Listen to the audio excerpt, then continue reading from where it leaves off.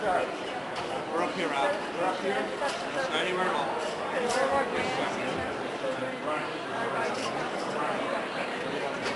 Frank. Well, you wouldn't want to be bored. Frank is there.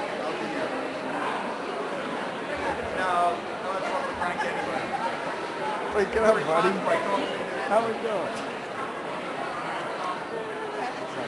Who do you have, Al? I got the kid. My team.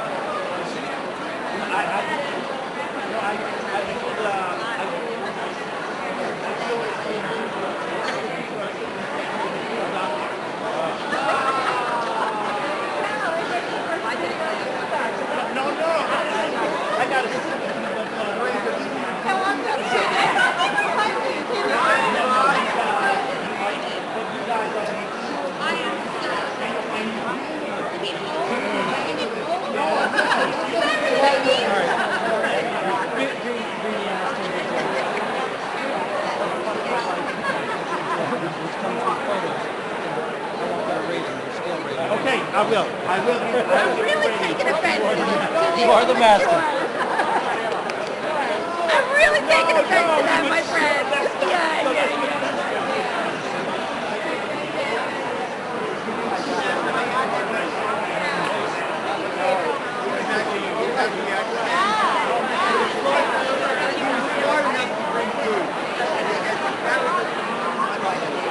Good evening.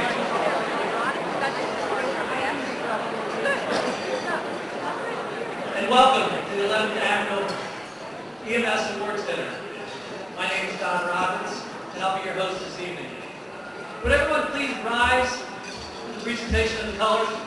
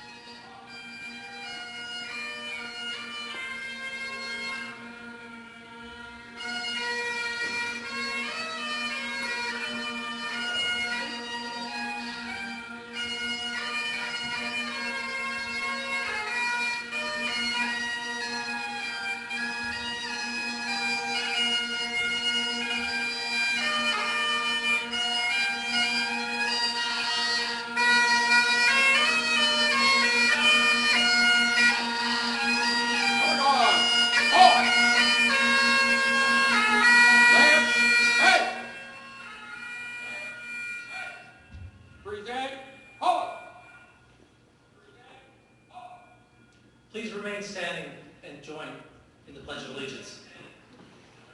I pledge allegiance to the flag of the United States of America and to the republic for which it stands, one nation, under God, indivisible, with liberty and justice for all. Prepare to vote.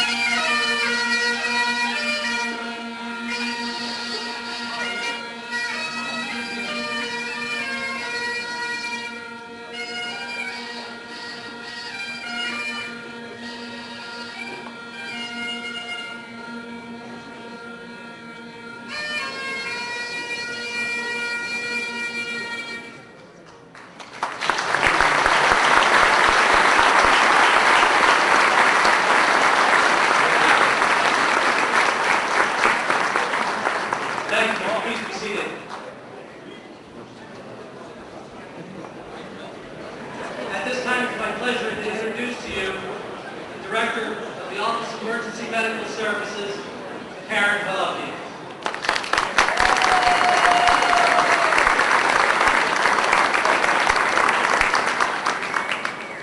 On behalf of the Department of Health and Senior Services, I too would like to welcome you to the 11th Annual EMS Awards Dinner. I cannot tell you tonight what an amazing sight this is. This is my favorite night of the year because it's the one night of the year that we get to say thank you to the deserving, dedicated EMS community. I'd like to take a couple of minutes and introduce some people in the audience to you. First, David Gruber, Senior Assistant Commissioner.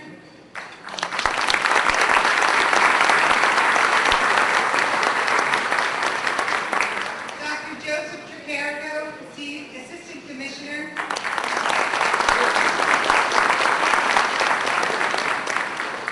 Dr. Jennifer Waxler, Chairperson of our EMS Council.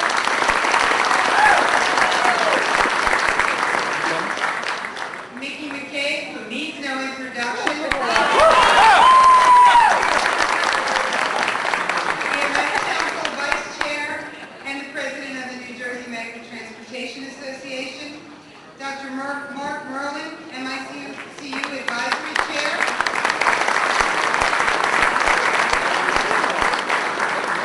Dr. Saul Nevins, EMT Training Fund Advisory Chair.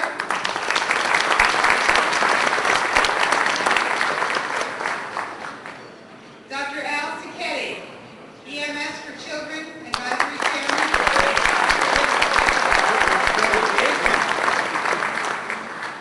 Dr. Joseph Hummel, Chairman of our GEMSTAR and Air Medical Advisory Committee.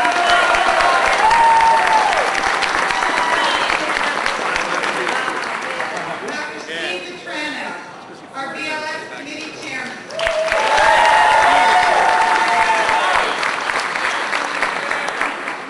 It's going to be a good night, I can feel it. Dr. Steve Marcus, Director of the New Jersey Poison Information and Education System.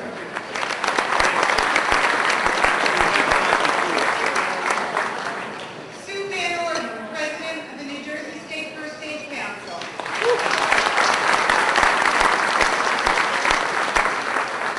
Barbara Harris, President-elect of the New Jersey State First Aid Council.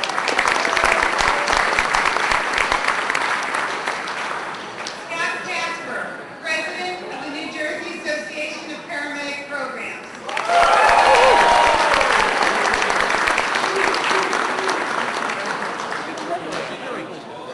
Bill Beans from the Office of New Jersey Highway Traffic Safety.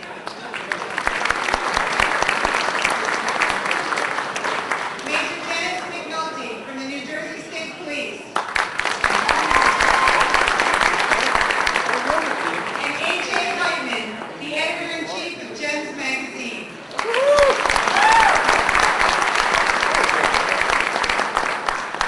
This year we received a total of 165 nominations. Nominees were described as committed, dedicated leaders who were capable, caring, and compassionate. It was an especially strong year for outstanding call nominations.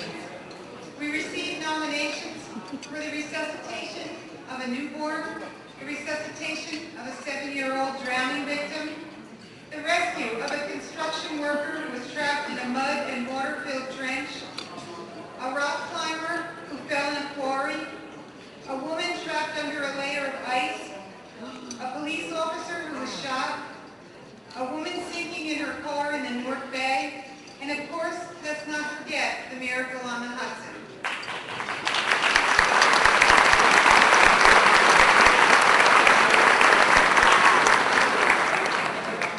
All of our nominees deserve recognition, not just those who may be chosen this evening to receive special recognition.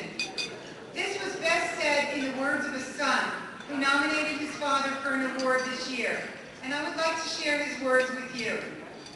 To some patients, my father may have been the light at the end of the tunnel on one of their worst days. To others, he's probably forgotten. But to me, he will always be a hero which I'd be grateful to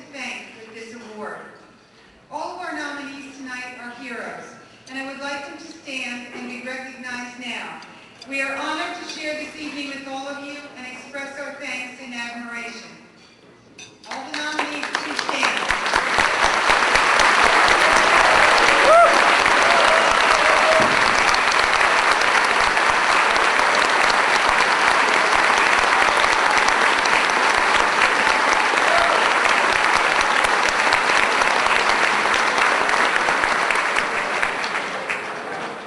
This is your special night, and I truly hope that you take the time and enjoy it. Now, just as we celebrate tonight, it's important for us to remember those who have lost their lives this year.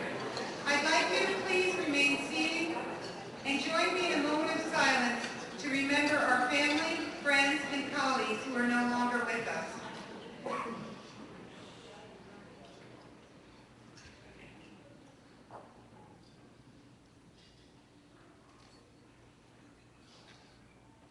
Thank you. New Jersey participates as part of the National EMS Memorial Program.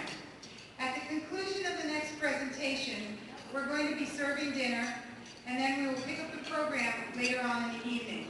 It's my pleasure to now introduce to you Kevin Agar from the National EMS Memorial. Thank you.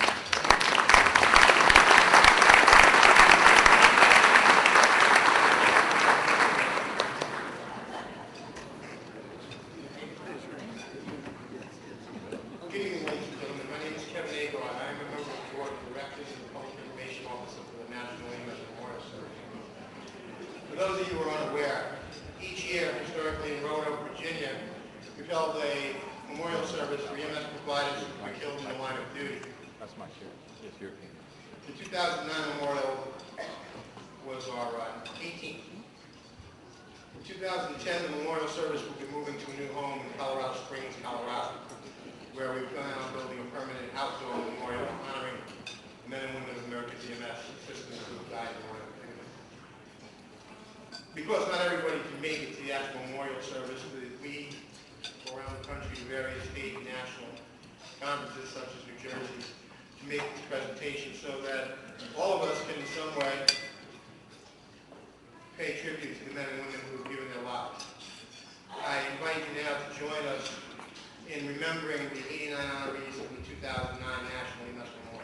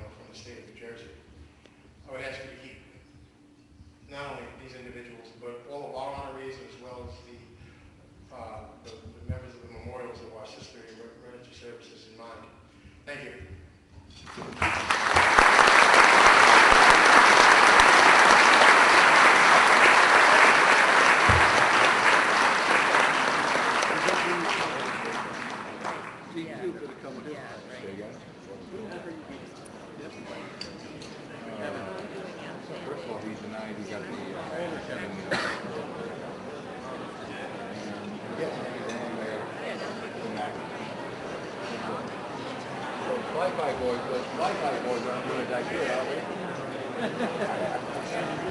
Should probably stay alive.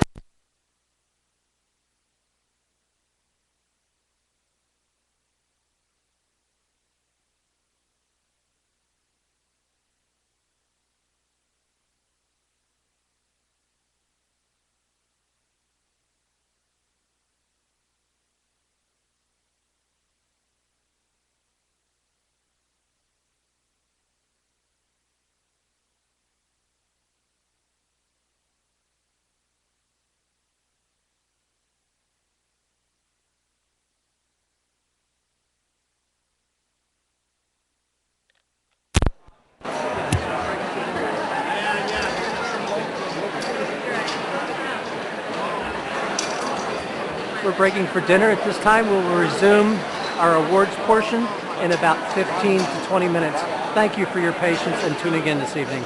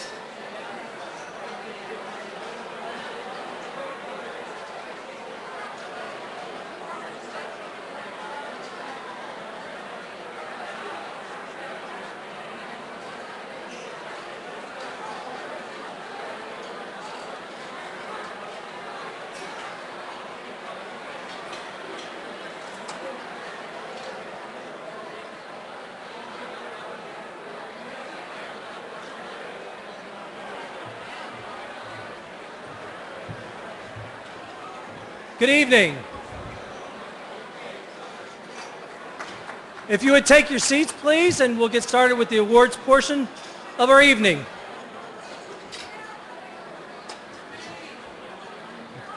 Just one brief announcement. New this year, we are streaming our dinner live, and so far we've had in excess of 200 people that have tuned in to watch the presentation since we have sold out the dinner this evening.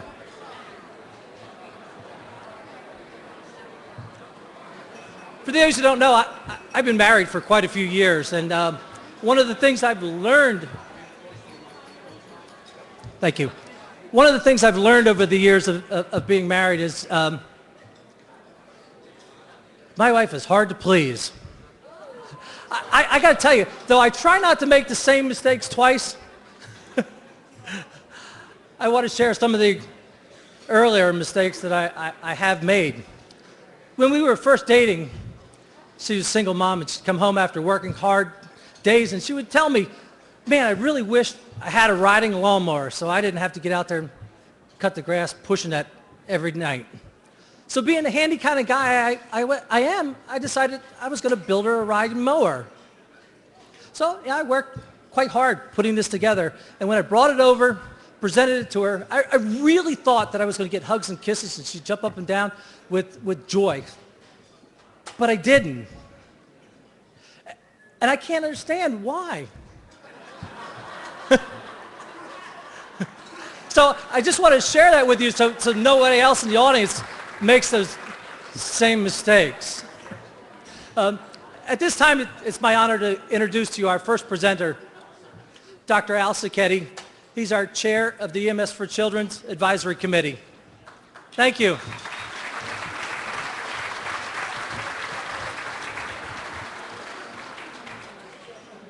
What's spending more time in the garage, you or the lawnmower? I always get the best awards to give out because I get to give the awards out to the children. And like every year, this year's group of children are just absolutely amazing with what they've done. The first award for outstanding EMS activity by a youth goes to Jamie Doyle. In the early summer of 2008, Jamie, age 10, was at home with her grandmother. Her grandmother called nervously, and she was looking for Jamie's mother, who was a paramedic. With her mother not immediately present, Jamie talked with her grandmother briefly and realized that something was seriously wrong with her grandfather. Jamie immediately contacted her father, who was a police officer, and explained that she thought grandfather was seriously ill and he needed an ambulance. Jamie's father dispatched EMS and police to the grandparents' house. They arrived to find Jamie's grandfather was having a massive heart attack. Due to Jamie's intuition and quick thinking, her grandfather received the care he needed. Jamie's heroic actions were an integral part of the EMS response that helped to save her grandfather's life. Jamie, come on up here.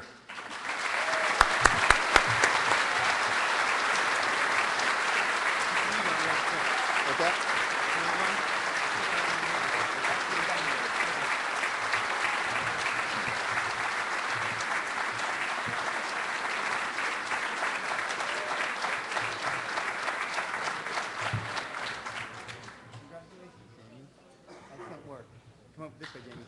We're going to put you over there and we're going to take a picture of you in a couple minutes, okay?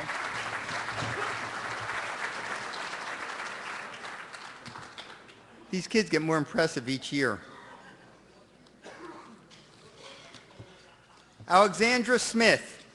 On the afternoon of February 13th, 2009, emergency medical services were dispatched for a respiratory emergency.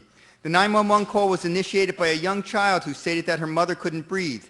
EMS responded to the scene and found the young child standing next to the roadway, waving to assure that the EMS crew would be able to locate the house containing her mother. EMS found the patient in severe respiratory distress, along with her two young children. Alexandra Smith saw that her mother was in distress and was able to remain calm and call 911 to get her the help that she needed. If it was not for Alexandra's quick, level-headed response in calling 911, her mother would have never received the life-saving services of EMS that she needed. Alexandra's action that day were the critical in saving her mother's life. Alexandra, come on up here.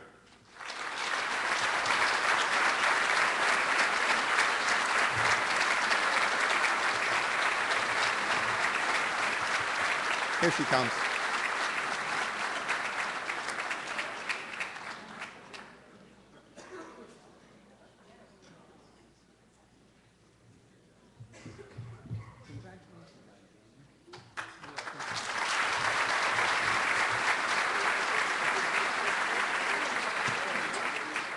All right, Timothy Hunter.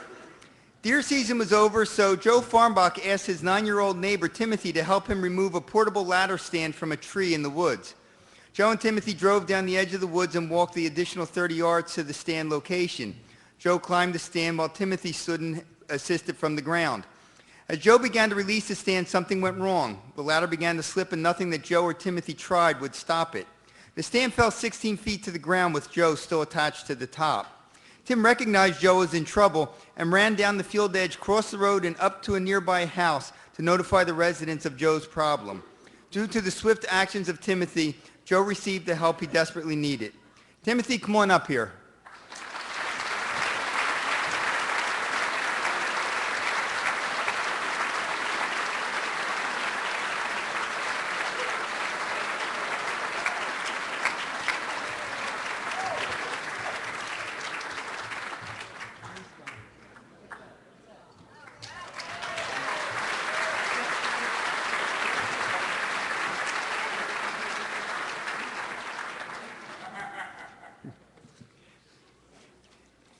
Gabriel Schiavo, David Schiavo, and Kelly Holler Saunders.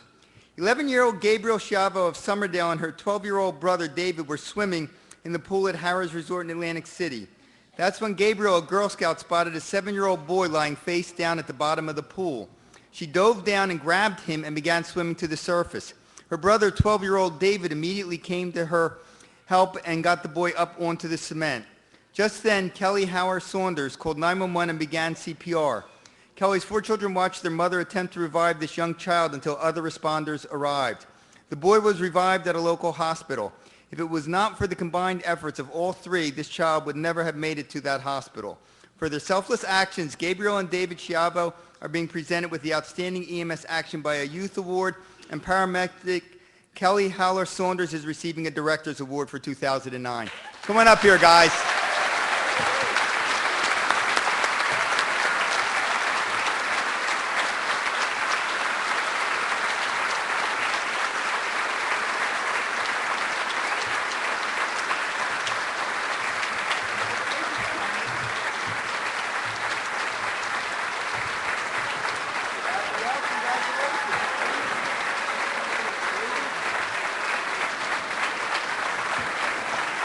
Come on over here, guys.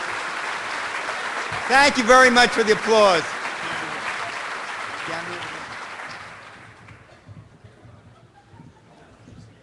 The next series of awards are going to be given by Jem Waxler, the chairperson of the State EMS Council.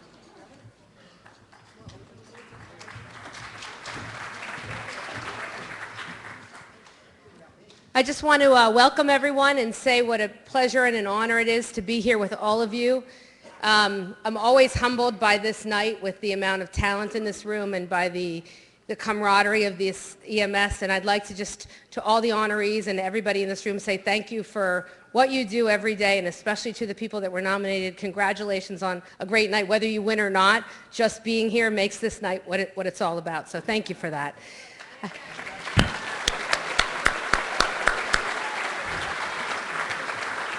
I also want to take 2 minutes to thank Karen Halupke for her vision for this conference. I mean, every year it seems to get bigger and better, and it really was her vision from the very beginning. We have such a quality of speakers, and some of them very controversial, because we want to be on the cutting edge of EMS, and I think that says a lot for what this state does. And I think we should always, if you get a chance to thank her, and the fact that they got H1N1 here to give vaccines to the EMS community is not an easy task these days. So for putting EMS first and really recognizing EMS as the group that it should be recognized at, I just wanted to say thank you. I also wanted to make a special comment to Dave and Joe. Putting that EMS bill together that's now hopefully going to go forward was no easy task, and the EMS Council took on that dedication. They worked tirelessly. I think we met every 2 weeks for almost a year to put that bill together, and now to have people that actually support it and will put it forward is also something that we've not had in this department for a very long time. So if you could just give them a little round of applause, I think they deserve it. But thank you from me. And I'm going to ask the EMS Council members to rise, and if you were on that task force, to rise, just so I can personally say thank you, because the amount of dedication and work you put on this bill, if we're ever able to get this passed, will really put EMS on the map, and I personally would like to say thank you. So if you worked on it, could you please just stand so you can be recognized?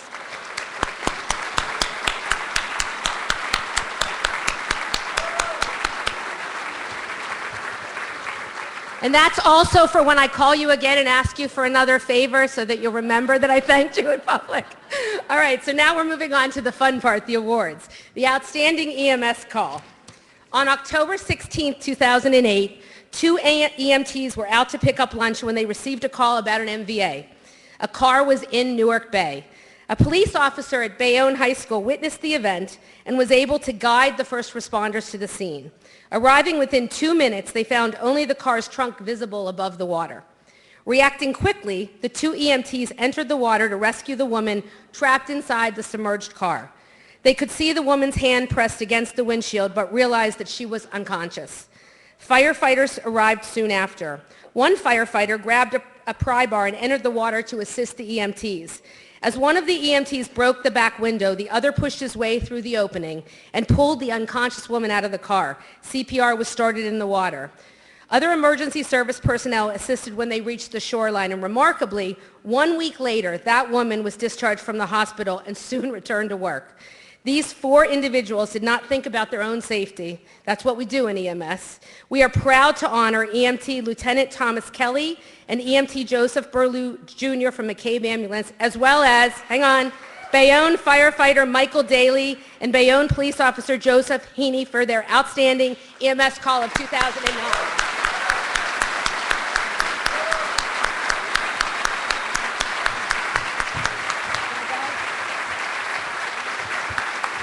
Gentlemen, come forward, please. I'd also like to announce that the H1N1 vaccine that was available should have been taken by a few people a couple weeks ago because they cannot be here tonight because of that. So instead of Joe Burlew Jr., I'd like to bring Joe Burlew Sr. Absolutely no introduction necessary for one of the communication gurus of New Jersey, and Joe will be accepting on behalf of his son.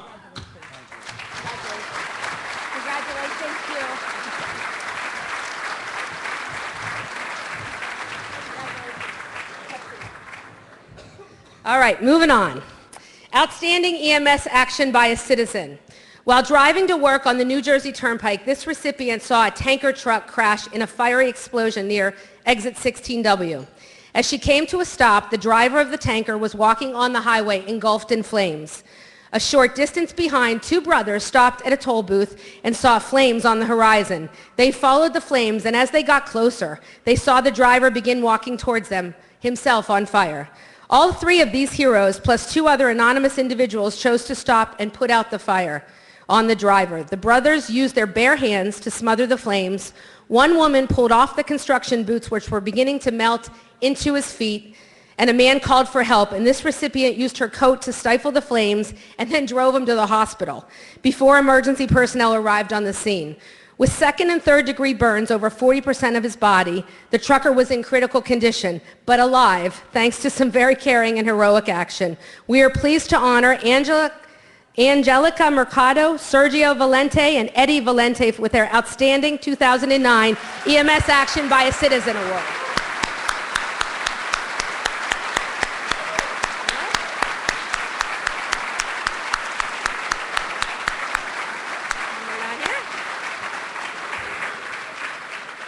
Alrighty. All right, we're moving on to Outstanding First Responder.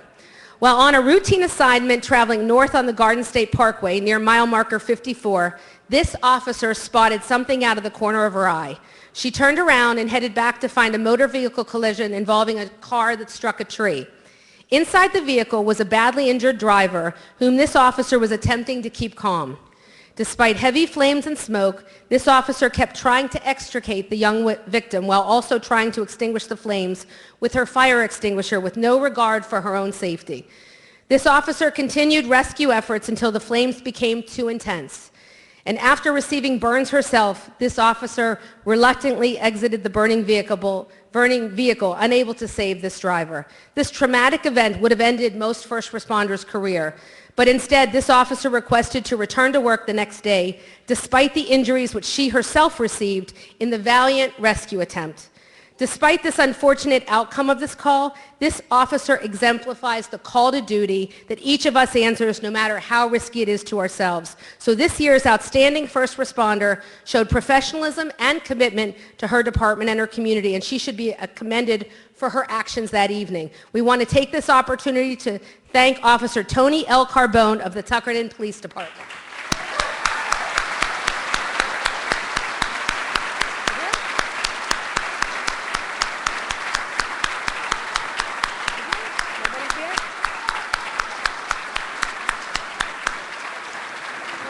Oh, there she is.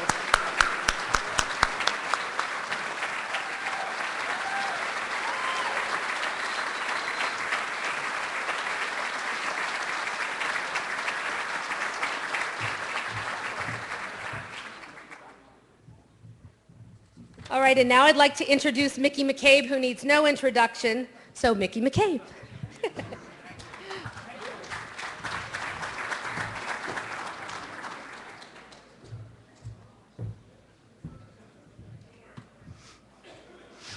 Good evening. I am standing.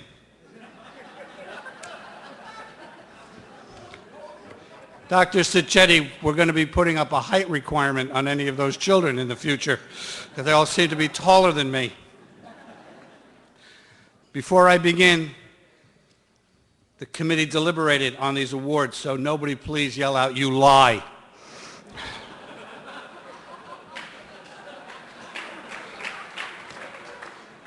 Thanks, Dad. The outstanding... Are they at this party? Okay, thank you. The Outstanding EMS Dispatcher Award on September 3rd at 1700 hours. It's 5 o'clock for you, Mike. The dispatcher answered a 911 call from a cell phone caller. The caller sounded intoxicated and was threatening to kill himself. While the dispatcher kept the caller on the phone for more than 2 hours, establishing rapport and gaining information, his coworkers used cell phones to triangulate the signal from cell phone towers to identify his location. During this time, the caller overdosed on medications and alcohol and was slipping into unconsciousness.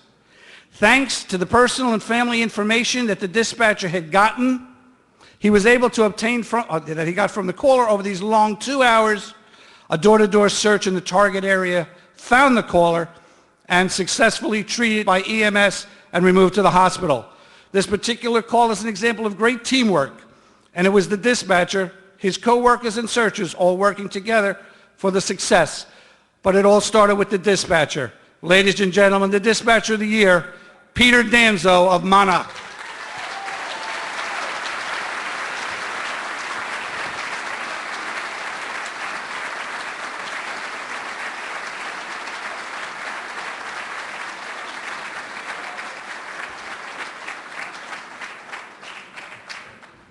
Peter Danzo of Monarch. Accepting on behalf of Peter will be someone later.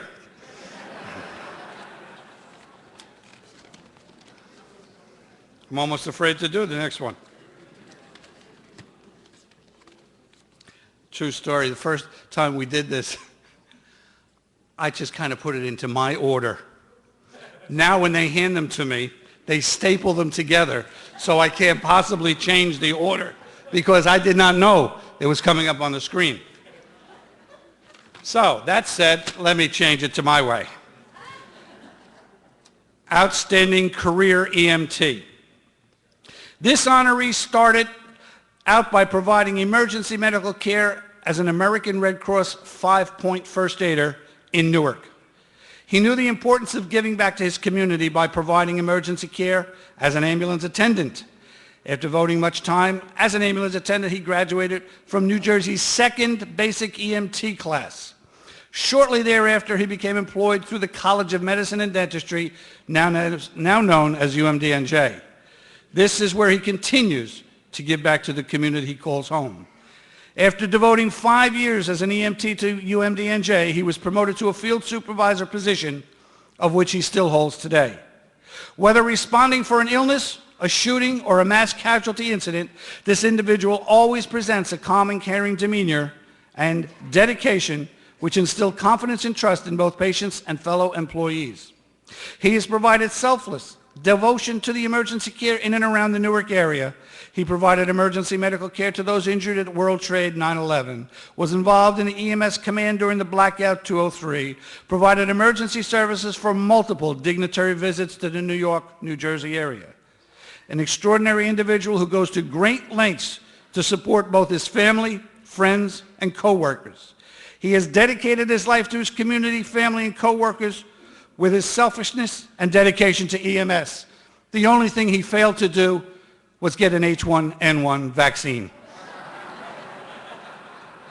Therefore, he is not with us here tonight.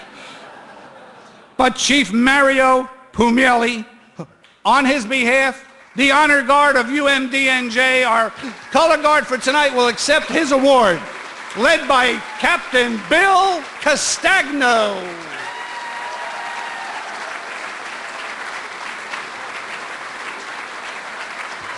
What do I give them?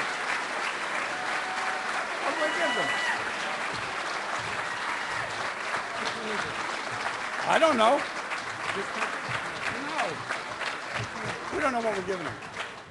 Congratulations. A few words for Mario. Certainly. Just a few words for Mario. Chief Parmelli is not here tonight, unfortunately. The Honor Guard would like to accept this award on behalf of Chief Parmelli and University Hospital EMS. Thank you very much. Congratulations. Thank you. We'll find you a award. Watch your step. Uncle Billy! See you. Congratulations on his behalf. Thank you all very much. Thank you. Thank you again. How many are there? Okay. Wait, my Piper. It's my favorite Piper. And you can tell Dennis Quinn I said so. Outstanding Volunteer EMT. Are we ready yet? I don't trust Don behind me. This year's awardee enjoys working with new EMTs as well as seasoned veterans of EMS. In his roles as captain or executive officer for 2 different first aid squads, he has demonstrated an ability to lead organizations, identify issues, and implement solutions in the most difficult situations. He has always encouraged others to learn more and improve their skills. To his credit, squad members receive extensive training in ice and cold water rescue, as well as WMD programs. During 9/11, he was captain of the squad and helped coordinate the EMS response when ferry passengers were shuttled from New York City. His efforts reach far beyond the squad to community outreach and public relations. Thanks to his efforts, there is an annual Santa Run, food drives for the local food pantry, plus safety and emergency response education for local school children. A website and social networking share the squad's latest updates. Under his leadership, his squad is also active with the New Jersey EMS Task Force for large-scale disasters and pre-planned events. Ladies and gentlemen, the outstanding volunteer EMT, Gerard Pandolfo.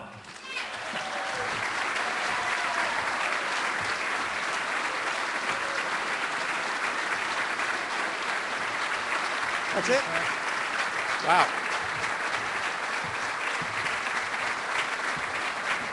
Congratulations to you. There you are. And you got family on this side. And now our next presenter, Scott Casper.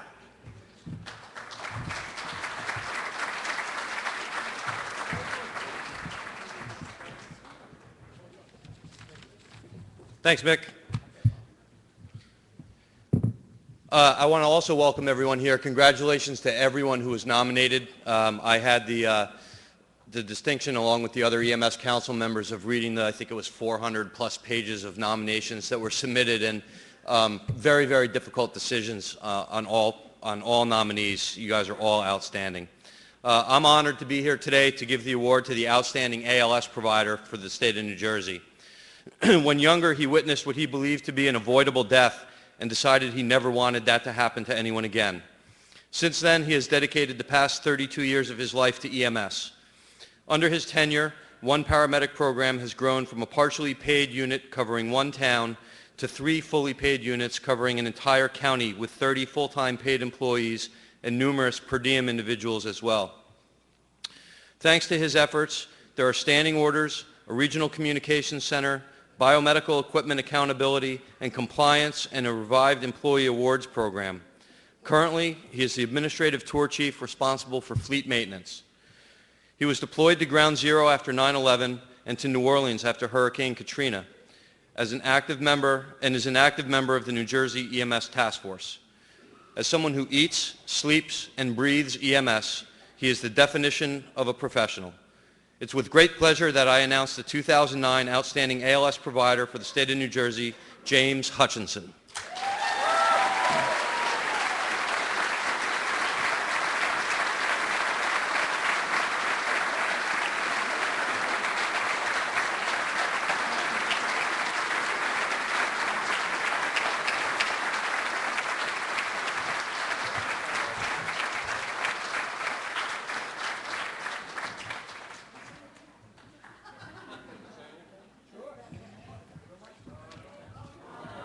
God, I got to keep this short.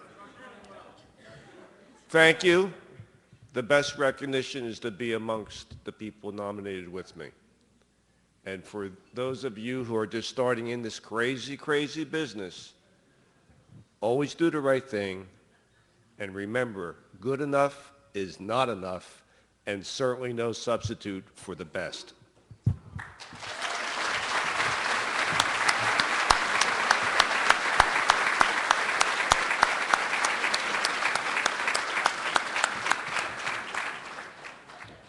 And I'll introduce the next speaker, Assistant Commissioner Dr. Joe Tricarico.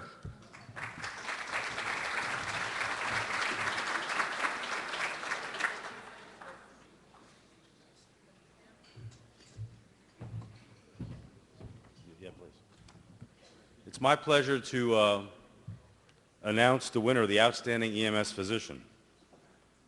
This medical director demonstrates outstanding leadership and dedication in the field of EMS and is recognized by his colleagues and peers for his commitment to improving the overall quality of pre-hospital care in New Jersey. His accomplishments include enhancing the performance improvement process, developing successful training and education programs for EMTs, obtaining grant funding for EMS activities, and outreaching to numerous agencies that support EMS initiatives and creating a comprehensive emergency management system that interfaces with adjacent towns and states. His countless hours and dedication as a medical professional clearly demonstrate his valuable contributions in the field of EMS. This year's Outstanding EMS Physician Award is presented to Dr. Rick Hong.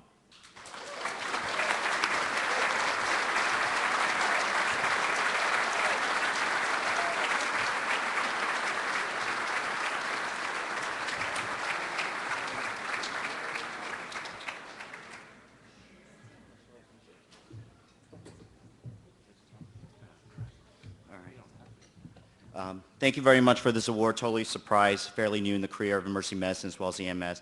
But it's truly an honor to be here, especially those that are heroes in this room. So it's definitely a privilege. Thank you.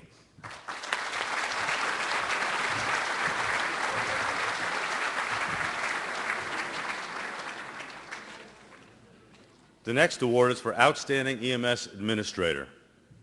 This individual's community service now spans more than 30 years, beginning as a cadet at the age of 16.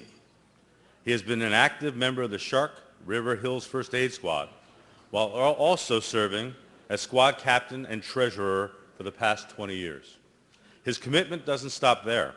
This individual has served as a county OEM EMS coordinator for 17 years. He co-founded the New Jersey EMS Coordinators Committee and has been on the New Jersey EMS Task Force Advisory Board since its inception.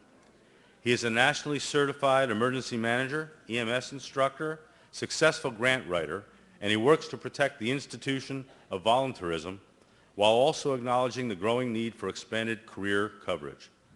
He is seen as an EMS leader throughout New Jersey. It's with great pleasure that I introduce Michael Bascom as the Outstanding EMS Administrator for 2009.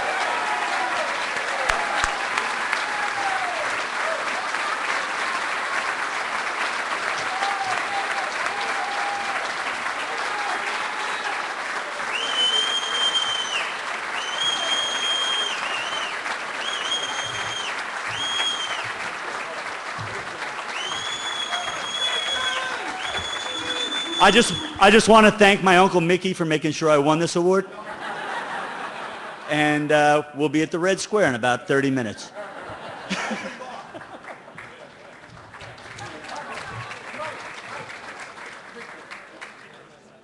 And now it's my honor to introduce the next presenter, Senior Assistant Commissioner David Gruber.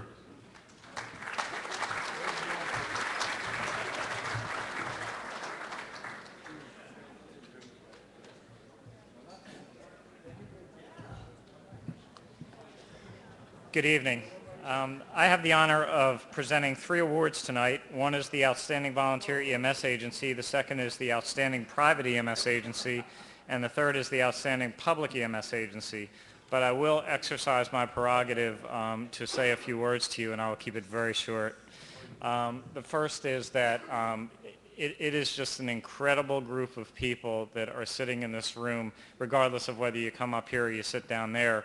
And I'm not just talking about the EMTs, basics, paramedics, nurses, docs, all that. I'm talking about the family members who support the people who work those hours, who do the kinds of things that and put up with the kind of pressure and the kind of physical trauma that they see and bring it home and get the support of those people at home. So I think all of you who are EMT professionals, let's give a hand for those who support you all too.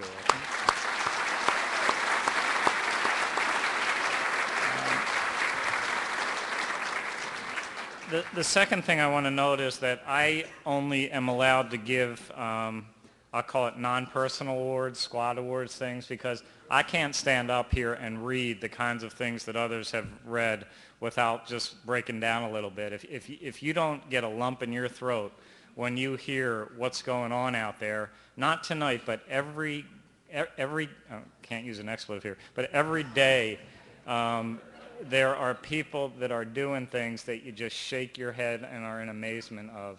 And you represent it. Our partners in the fire and police community do it. And there's a bunch of other people that sometimes you don't think about who just do great things all the time. And it's just amazing. So since I want to keep my eyes dry right now, I will move on to the awards. The first, Outstanding Volunteer EMS Agency. 3 years ago, this squad was a victim of duty crew shortages, dwindling resources, and delayed response time. The town decided that they were going to institute a paid EMS staff. However, the squad leadership approached the township with an alternative plan to turn the service around, and they promised to do it within 12 months. They wrote active duty requirements, an online scheduling program was initiated, and members focused on actively recruiting additional members. Membership is now up 40% in 2 years. Amazing in the environment we're in right now. They developed an in-house preceptor program, and over 90% of students passed the EMT exam on their first attempt. They have initiated annual competency checks for all members and seek feedback from patients via a patient total quality management survey program. They took a leadership role with the township's other 2 squads for improved service, collaborative leadership, and a unified voice. A highly qualified, clinically superior BLS service through continued education and peer review now exists in place of that almost defunct squad. Edison First Aid Squad number 2 is therefore our outstanding volunteer EMS agency for 2009.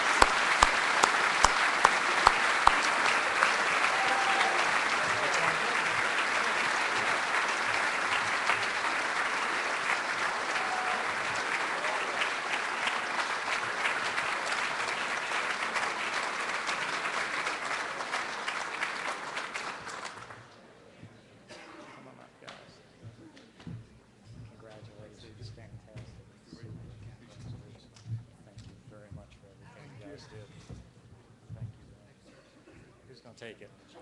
Danny. Dan? All right, you got it. You want to speak?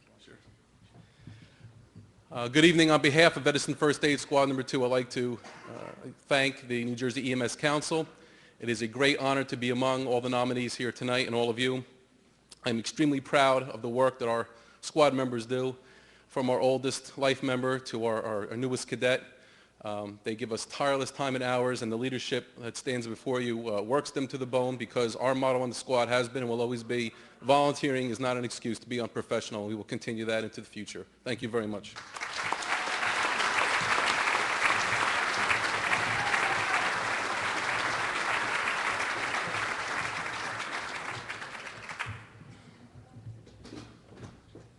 Outstanding private EMS agency. The area hospital owned the only ambulance. It was staffed by orderlies when they were available, and many days no one was available. This was back in 1958, and a few men got together and convinced the hospital to allow them to staff the ambulance. They took turns keeping it at their homes and going out when somebody needed help. Today, there are more than 200 employees, including EMTs, MAVTs, billing specialists, support staff, and instructors.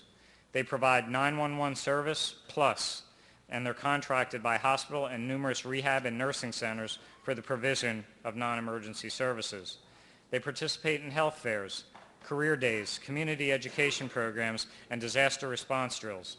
They offer education for their own staff, other emergency service organizations, and the community, ranging from CPR and first aid to PEPP, CEVO, and GEMS. From humble beginnings 51 years ago, this agency today is a conscientious employer, caring and compassionate with their patients and their staff, always willing to participate in community activities and embracing the true spirit of EMS. That is this year's outstanding private EMS agency, Millville Rescue Squad.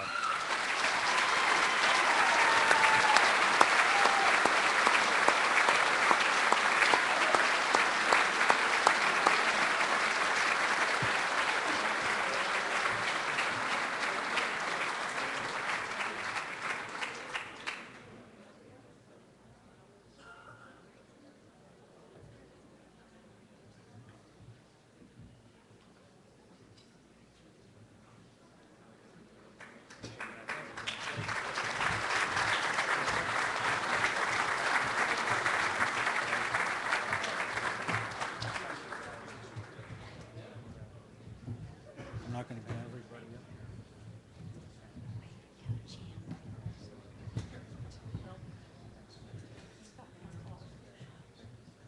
If you guys would like to say something about it, real quick.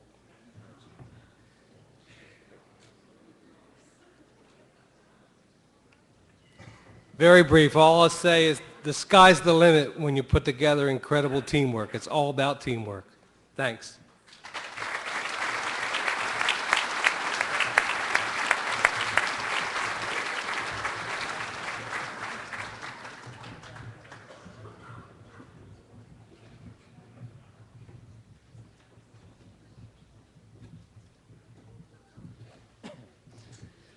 Finally, for outstanding public EMS agency. This agency's service area covers 40,000 people spread over 54.7 square miles, with 2 stations, 7 ambulances, 2 rescue trucks, 3 special operations vehicles, and 4 boats, a staff of over 100 people, both paid and volunteer. They respond to calls in their primary service area as well as provide mutual aid to surrounding communities. That describes a lot of agencies represented here tonight. But this agency is more than just their equipment in the area they serve. This agency has to be, this agency has a passion for education. For 3 years now, they have trained school personnel for the Community Emergency Response Team, CERT team, and over 130 school personnel are now CERT members. And the 2 organizations work together to achieve preparedness. They have a goal this year, train 1,000 people in CPR. As an American Heart Association training site, they have set up classes for business owners and employees. They have partnered with the local school district so that all 11th graders are trained in CPR and AED use. Mickey, those will be other people that are taller than you when they come up here. To put this in perspective, by the end of the year, approximately 1 out of every 40 residents in the community will have been trained. Energy, enthusiasm, dedication, and professionalism, every member of this organization is dedicated to providing the community and the school district with the training and resources necessary to be prepared for emergency situations. For all of those reasons, we are very proud to present the 2009 Outstanding Public EMS Agency Award to Hillsborough EMS.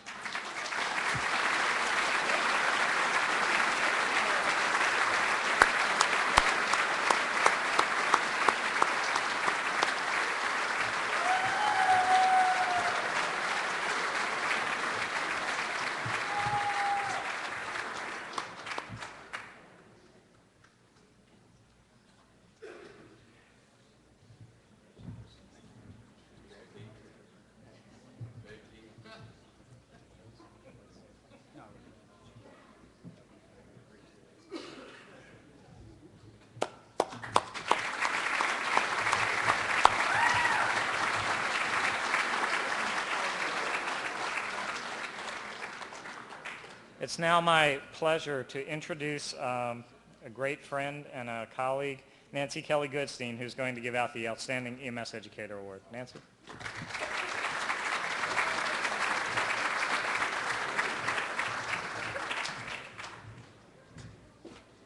Well, as you've heard, we've gotten quite a few award nominees this year, and it was a bit of reading, I have to tell you.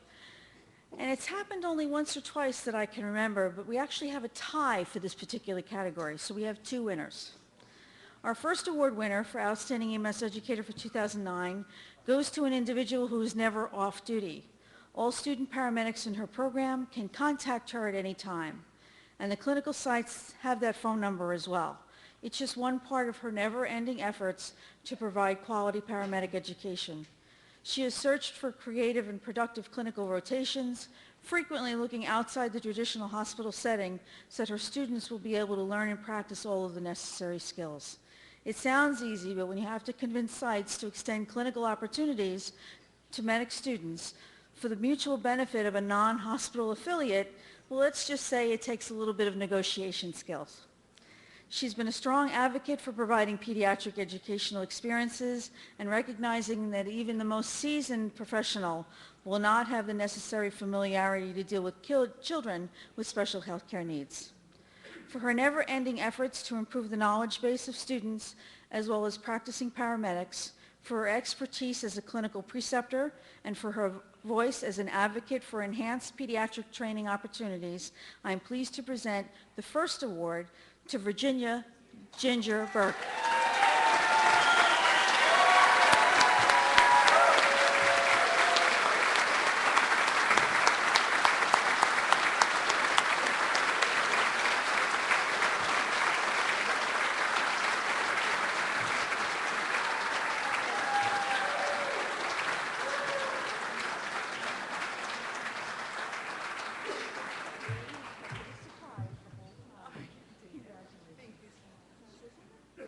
No, okay. Thank you. That way? Yeah, that way, please. Okay, thank you. Okay, for our second EMS educator, to become one of the best individuals providing basic or advanced life support, one must first start with the basics, a quality education.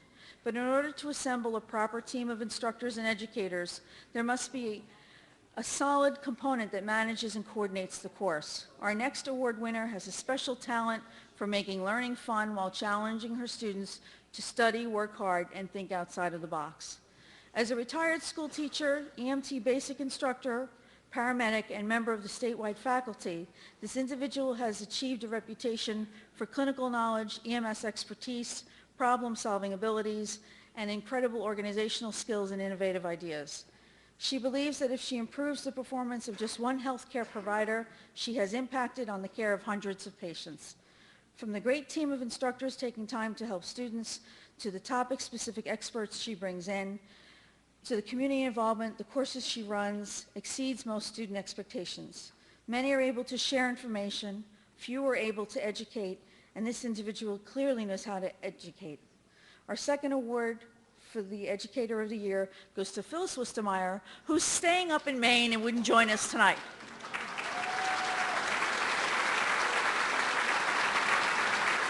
Accepting on her behalf should be Earl Prius. Is Earl here? Earl? All right. For those of you that know Phyllis, you know that she loves her log cabin in Maine probably more than she loves EMS. And getting her to leave that cabin was not something we were able to talk her into without me directly telling her she had won. So, Phyllis, I hope you're enjoying a good roaring fire, and I'm sure Earl will do an outstanding job on your behalf.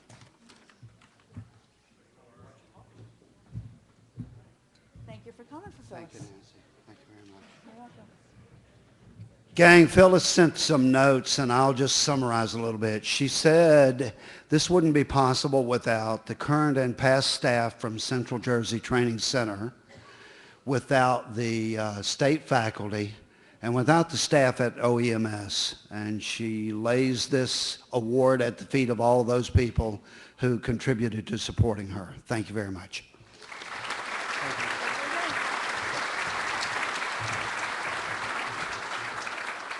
Okay, joining me for the next presentation is Sue Van Orden, and we're going to present the Mary Ann Willis Scholarship.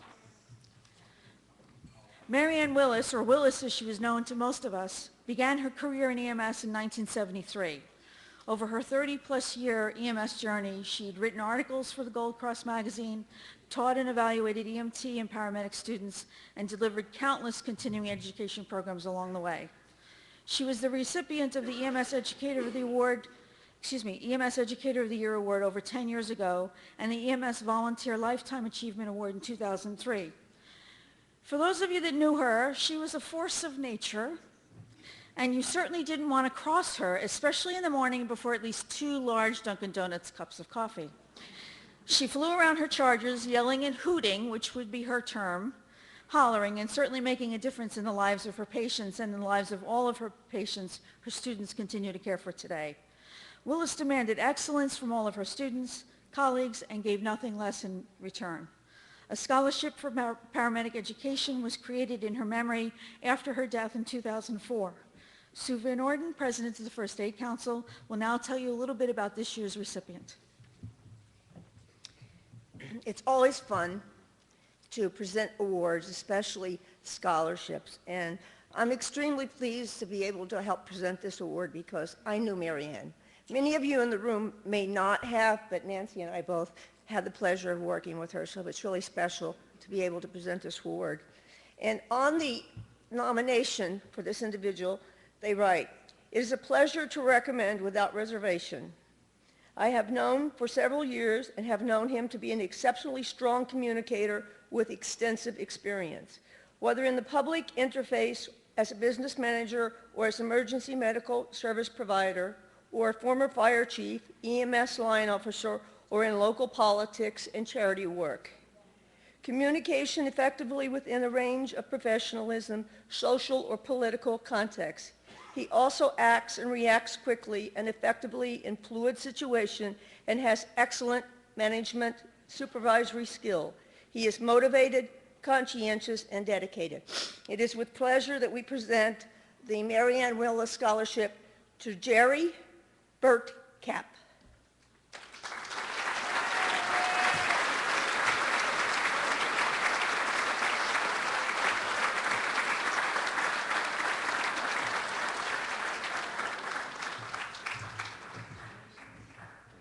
Congratulations. And the most important, money.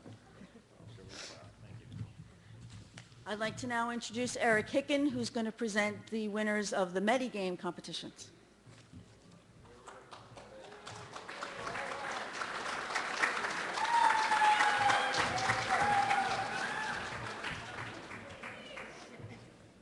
Good evening. For those of you who don't know me, Nancy will tell you, she's probably giggling out there right now, about 5 years ago, she would know that I would be blotching up like you wouldn't believe if I had to come up here. So here we are 5 years later, and Nancy, I'm not blotching. Where are you? Okay. She had to go to, oh, okay. Just let everybody know that. All right. About a year ago, I had the privilege, and the Office of Emergency Medical Services had the privilege to present the idea to have a Medigames. And for those of you who don't know what Medigames is where we take BLS and ALS providers from across the state, team them up together, and bring them into a high-fidelity situation with a patient-human simulator. Well, we were able to do that this year, and it is our first annual, and we will continue next year. So it is my pleasure right now to bring to you Beth Fetchney and Marnie Feldman to help me present the awards.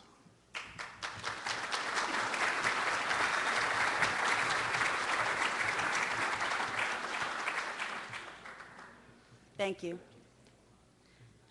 Having been invited by the New Jersey EMS Conference to challenge the members of New Jersey EMS to have a chance to show off a little bit has turned out to be so much fun.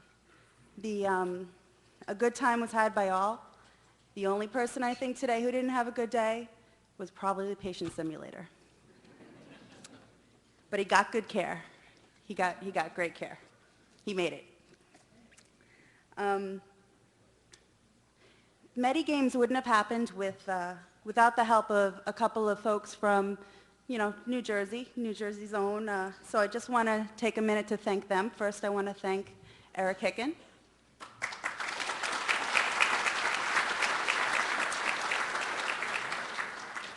Tim Saplacki.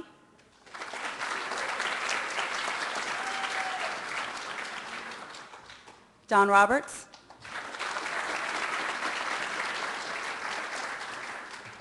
And I have to thank Ian.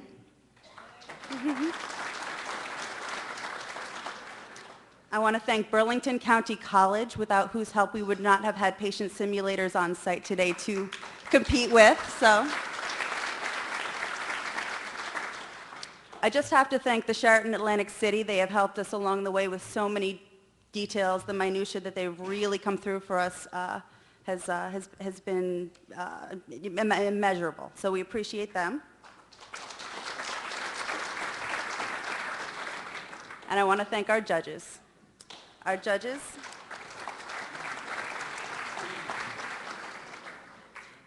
have been Dr. Jen Waxler, Dr. Steve Vitrano, Dr. Ev Binns, and Mr. Brian Fishberg. I'd like to invite our judges up on stage. They'd like to say a few things about their experience with the Medi Games. Come on up.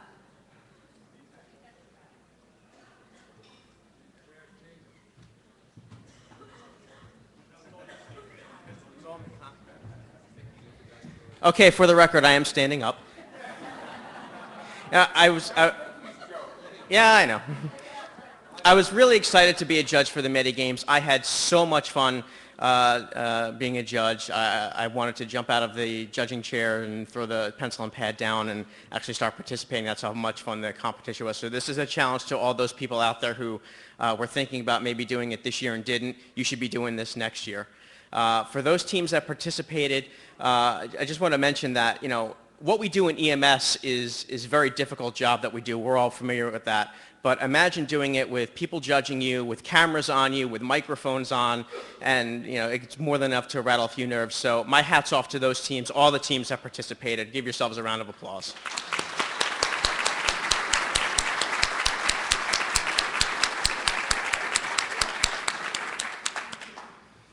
So as far as the competition went, there were games yesterday.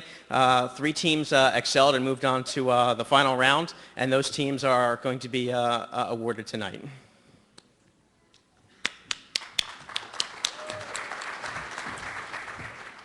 Hi, good evening. I didn't get a chance to come in for yesterday's games, but only was in for today, and I was actually having some comments with the others that is very much like what I call the game show concept. When you sit at home and watch your favorite game show, you get all the answers right. When you're the one sweating it out in the studio, it's a very different thing. So all of the crews who participated today sweated it out and did a very good job, and you all should be proud to have them as your colleagues. I hope that we have the opportunity for this continued. I would like to see a few more teams from some other areas so that we have some real competition that brews. Thank you.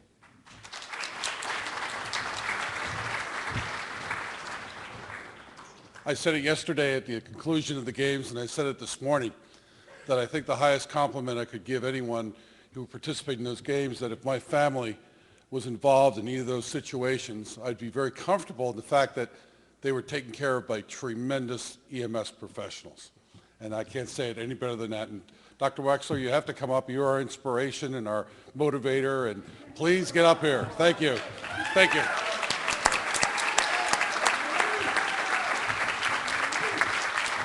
I don't really need to come up here. I would just say for next year, I mean, I really think the people that went first this year really did an awesome job. And if you'll all stand, every single person that participated in the first is always the hardest. And let me tell you, these groups were phenomenal in terms of the care that they provided and phenomenal in terms of the rapport and the communication between BLS and ALS. We were all astounded at how good you were and completely impressed to be part of it. So next year, let's have 50 teams, all right? And let's get this thing growing, okay? Good job, guys.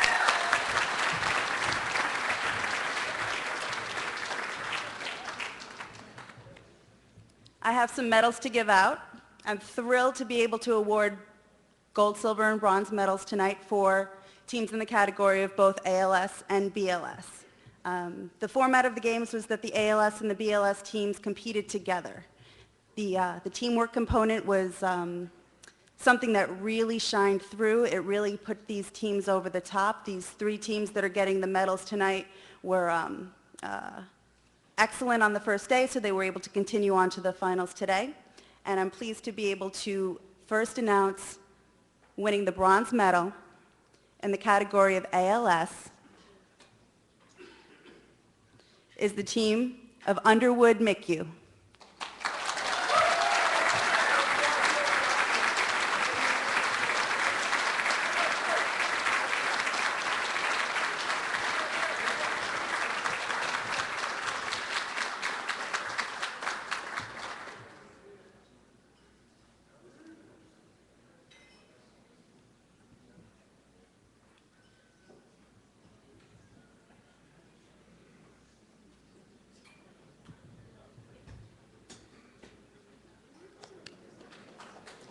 Congratulations, Underwood MICU.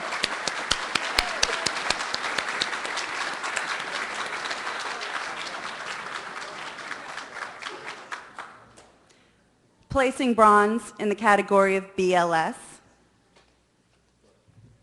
The team is from Atlantic Ambulance, and we had two teams from Atlantic Ambulance. Team 2 from Atlantic Ambulance placing bronze in the Medi Games.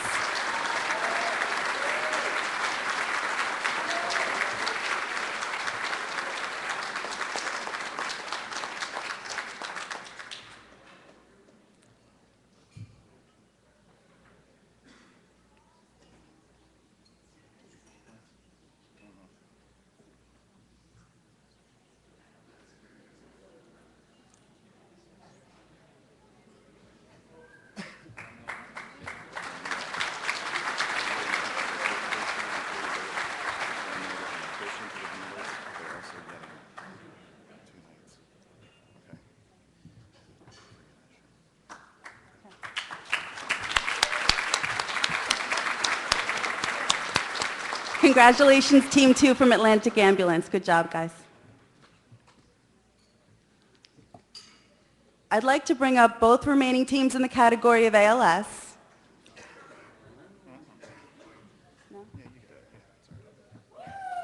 I'd like to bring up Team Starfish from Atlanticare and Team Virtua from Virtua.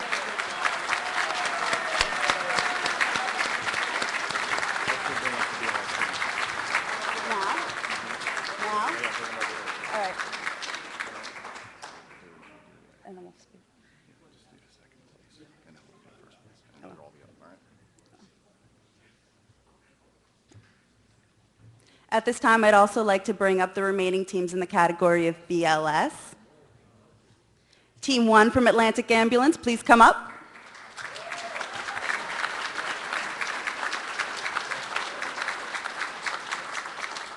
And Mount Laurel EMS, come on up.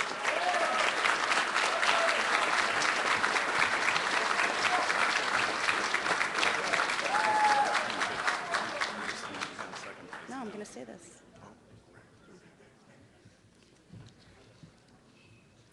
In addition to the medals for the second place and first place teams, there's also something else on the line. The winner from each category has a special prize in store for them. They are eligible as the winning team to 2-room hotel accommodations for Thursday and Friday night at next year's conference, as well as admission to next year's conference.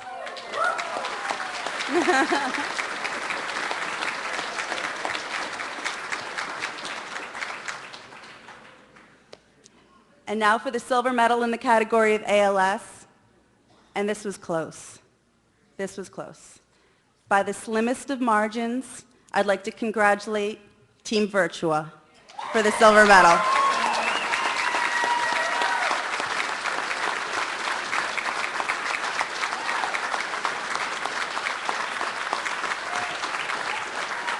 And winning gold in the Medi Games 2009 in the category of ALS, Atlantic Care Team Starfish.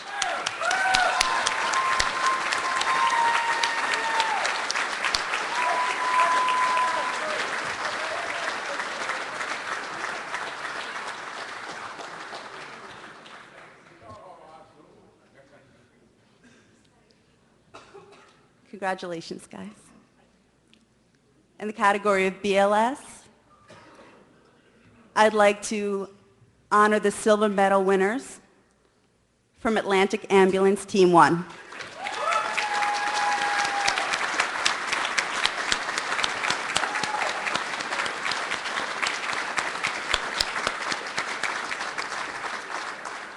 That makes our gold medal winners for the Medi Games 2009 in the category of BLS, Mount Laurel EMS.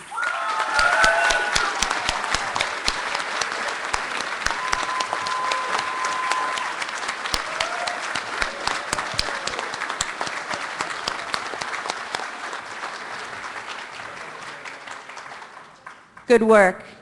You're outstanding professionals. You're bright, you're alert, you're aware, you communicate, you have leadership skills. I'm honored. I'm honored to have been able to participate in these games and watch you work. It's been my pleasure, and I want to congratulate you all.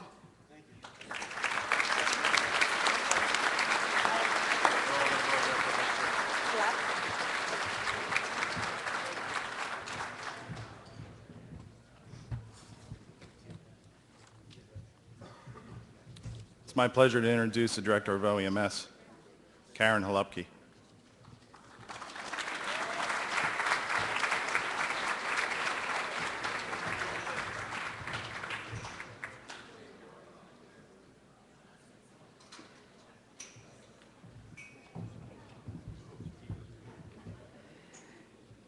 This last category was created, well, it's really not the last category, second to last category, was created to recognize those special accomplishments and milestones and to say thank you to some individuals who we can't forget tonight.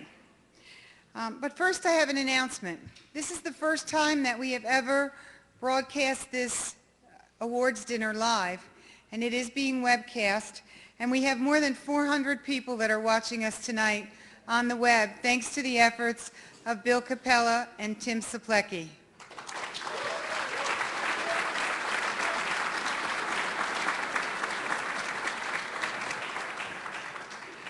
I have lots of people to thank because it's a huge effort to make this conference happen and especially to make this dinner happen tonight. First, I'd like to thank Dave Gruber and Joe Tricarico, my bosses, because without their support, we couldn't have any of this. So thank you, Dave and Joe.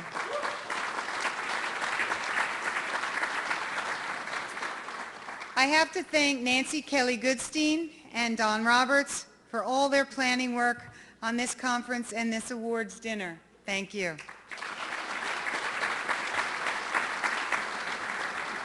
And thank you to Eric Hicken for making the Medi Games happen and hopefully continue into the next years. We need to thank our conference planners because there's no way I have enough staff to do this every day. And that would be the Academy of Family Physicians, Ray, Candida, Teresa, Robin, and Sarah, who had to have a baby right before the conference, baby Katie. Thank you to our conference planners.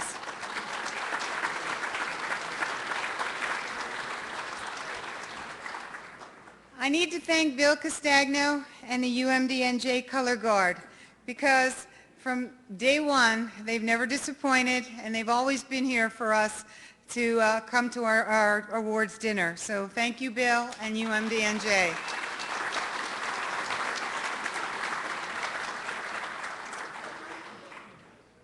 My most important thank you, though, has to go out to the entire staff of the Office of Emergency Medical Services and what we call the HYPER division. Yes, I said HYPER. It stands for Health Infrastructure Preparedness and Emergency Response. These people work tirelessly 365 days a year, and I can tell you that it's my privilege and pleasure to work with each and every one of you, and I'd like them to stand and be recognized tonight.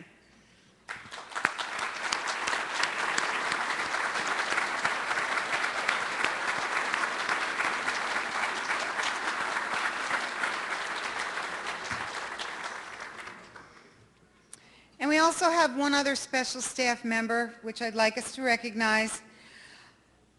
Bonnie Anderson's mother, Laura Siemens, is 85 years old. We had her birthday party this week.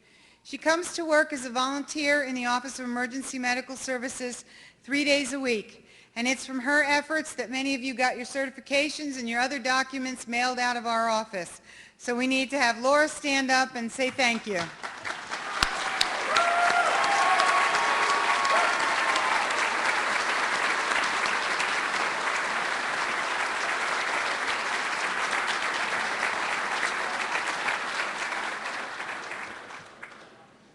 Our first Director's Award tonight is going to recognize the Miracle on the Hudson response. On January the 15th, 2009, U.S. Airways Flight 1549 left LaGuardia Airport in New York City at 3:26 p.m. with 150 passengers and 5 crew members on board.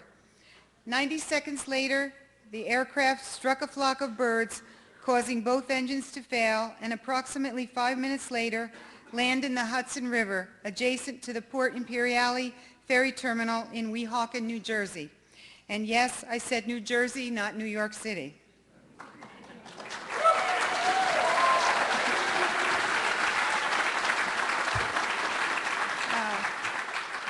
The crew began evacuating passengers through the emergency window exits and doors onto the wings and inflatable slides.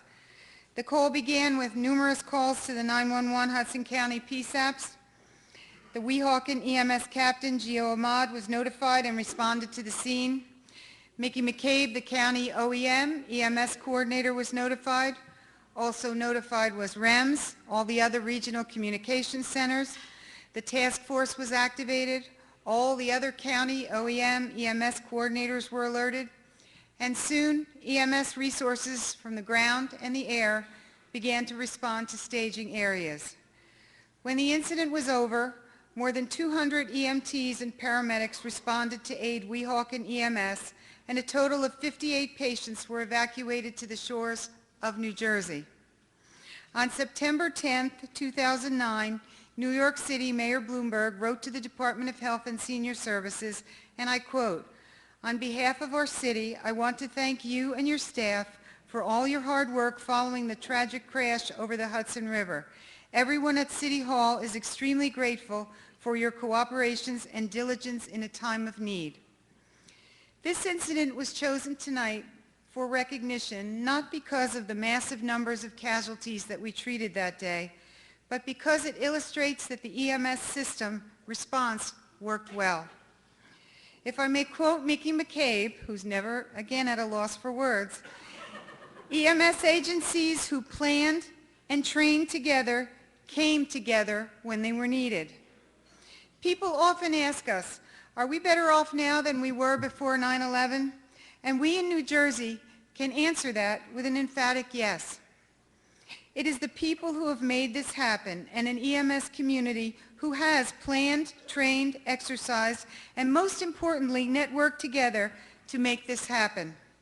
For recognition now, I would like to call up the following: Incident Commander Gio Ahmad, County OEM EMS Coordinator Mickey McCabe, and the following agencies who responded that day: Weehawken EMS, Union City EMS, North Bergen EMS, Kearney EMS, Harrison Fire and EMS, McCabe EMS, West New York EMS, Hoboken EMS, Jersey City Medical Center EMS, and Monarch EMS. Would you please come forward? I know. Thank you. I think we better put him at the front or parade him down. Thank you, Mickey. Are you going to say something? Oh, yeah. I know you are. Oh, yeah.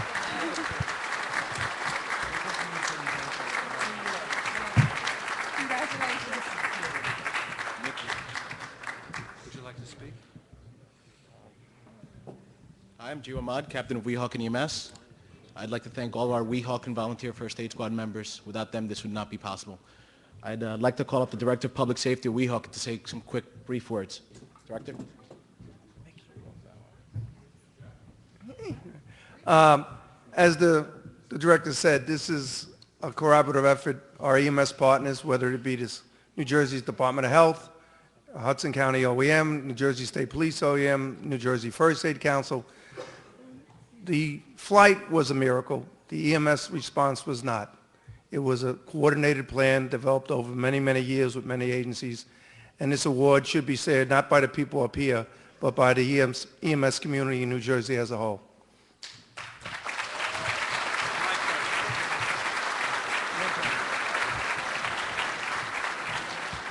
An amazing day. A plane crash and a plane hijacking. Crashed in New Jersey and New York hijacked it. And it has been deemed by the National Transportation Safety Board that that plane did in fact land on the New Jersey side. New York stole our plane for the 6 o'clock news. They bastardized it and they returned it to us totally disheveled with no peanuts and no bar cart. And then told us to get rid of it. True story, it took Jersey City Police Department 14 hours to move the carcass through the streets of New Jersey out to a salvage yard, I think it was in Harrison or Kearney, where it was further pilfered.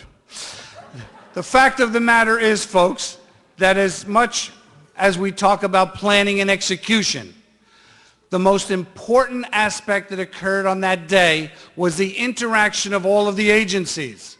And you know what made it so easy? Knowing the people that we were working with. Not just in Hudson County, but when the call went out to the other county coordinators, to the task force, and Gio and I turned around and we saw Mike Bascom in the bar. And we saw Lou Sasso trying to get him out. John Grembowitz, who was over there trying to valet cars and moves them around out in front of the building. When I saw names and faces that I knew we were in good hands. The truth of the matter is, if there's nothing else you take away from here, it is the importance of working together, knowing each other, networking, putting names to faces. If I had my druthers, all planning, all funding for plans would go to cocktail parties. Because then when we get and meet to greet each other, when it does happen, we have confidence in each other. Never, ever, ever, ever, ever not know the person that you're going to be working with.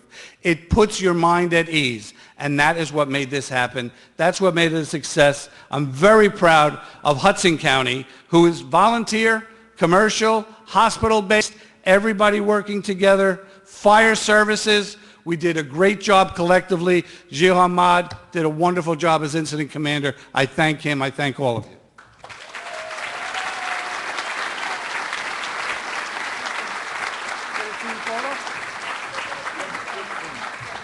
This would not be possible without my members. So to them, thank you. And my officers.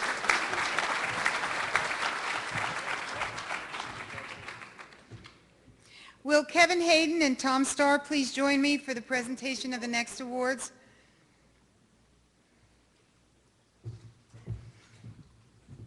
Now I'd like us to come back and ask ourselves the same question again. Are we better prepared now than we were on 9/11? And let's ask ourselves another question. Why? The answer is very simple. We have the New Jersey EMS Task Force. Established in 2004 by the Department of Health and Senior Services, the task force was designed to provide a specialized response using personnel and equipment to respond to both pre-planned and emergency events. These could include natural disasters as well as mass casualty events. Today, there are more than 200 individuals and more than 30 agencies who participate. The task force is divided into the North, Central, and Southern regions, with UMDNJ, Robert Wood Johnson, and AtlantiCare as the lead hospitals for each area. The accomplishments of the task force are many, and they include successful implementation of the Sector New York Weehawken Plan for the Hudson River plane crash. This plan has recently been recognized with an international award.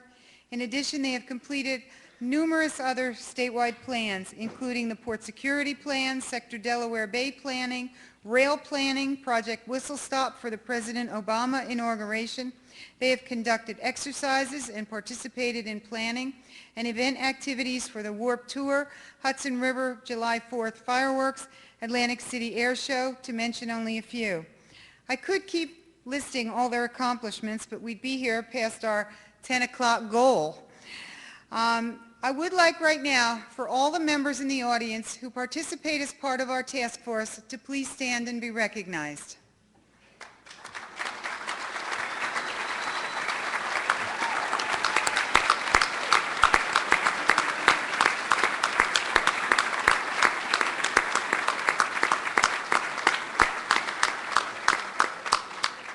Now, as all of you know, there is an EMS Task Force planner assigned to each area of the state. And it is these three individuals that we've chosen for that special recognition tonight. It is my pleasure to call them up here to the stage with their hospital sponsors. So from the north, I would like to call Henry Corticans with John Grembowitz. From the central area, Steve Pollock with Lou Sasso. And from the south, Debbie Bell with Johnny Delgado.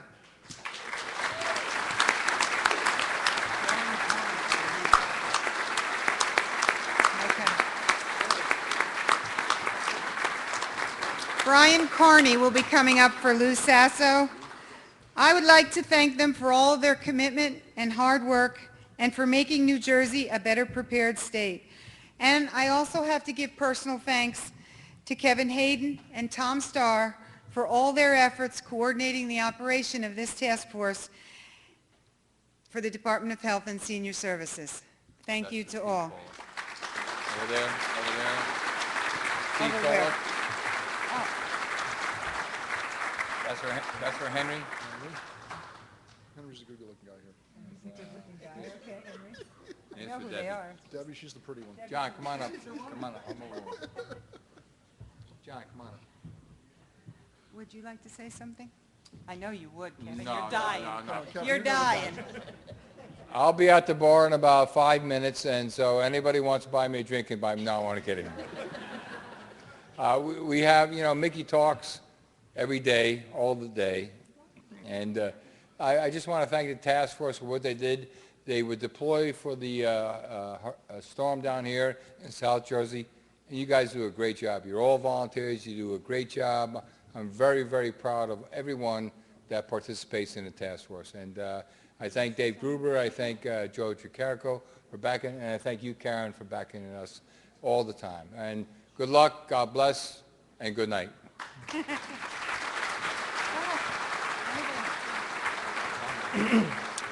Wow, this is truly a surprise. Karen mentioned there was 400 people watching on the webcam. 3 of them happen to be my family members, so I want to say hi to my 3-year-old son Tyler, Logan, and my wife, Honey. Honey, I'm here. I'm not at the bar. I'm not gambling. How you doing?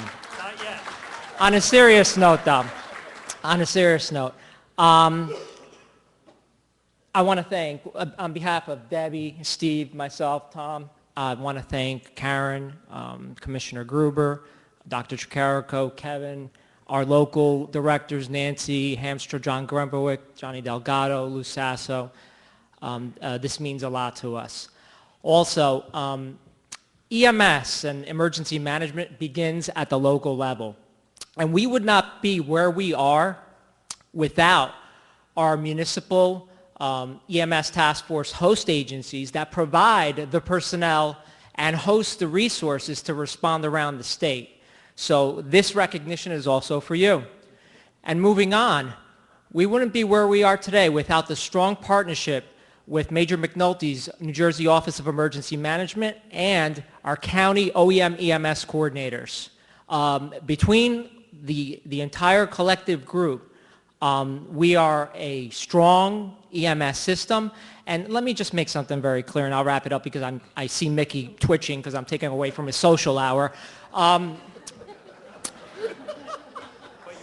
EMS traditionally in the country is referred to as a third service, and we commonly know that. And when people talk about first responders, they always say police, fire, and EMS. Or sometimes they even forget us. Well, ladies and gentlemen, let me make something perfectly clear.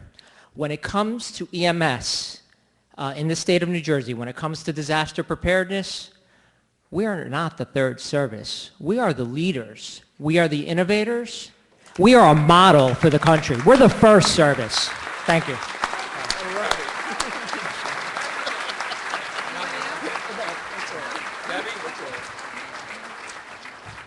I'd like to thank everybody for the opportunity to serve you and to work with all of you.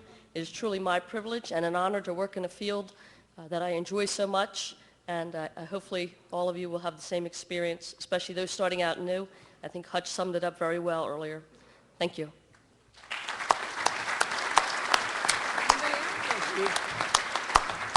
I think Mickey hit it right on the head. The best thing in this profession is to turn around and be able to see people you know and make the job work. Rudy Giuliani said it best: surround yourself with good people, and that's EMS Task Force. We have a very shy person in the audience tonight, and I'm going to ask Major McNulty from the New Jersey Police Officer of Emergency Management to go over and say a few words for us. Come on, Mac, come on up here.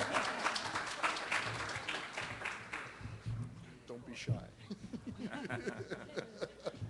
Pleasure to be here. Henry, thank you for your comments. That's very nice of you to recognize us. We're glad to be partners with the emergency medical services community, and I echo Henry's sentiments that clearly you are innovators and leaders in the world of emergency preparedness and response. So I thank you. Appreciate it. That's it? That's it. Congratulations. This is a well-deserved award.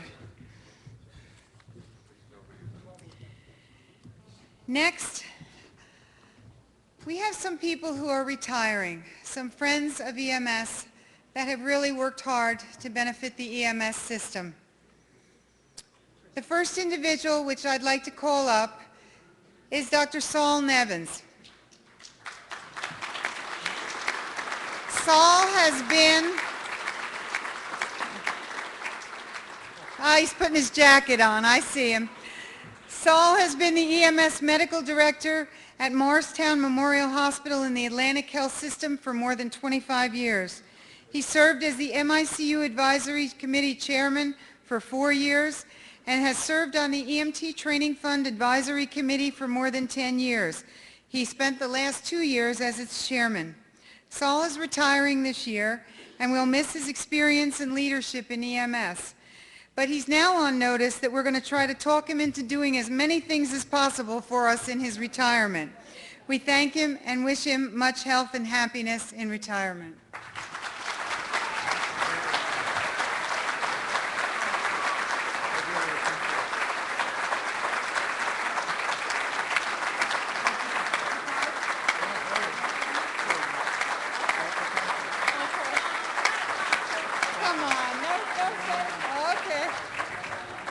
Thank you, Saul.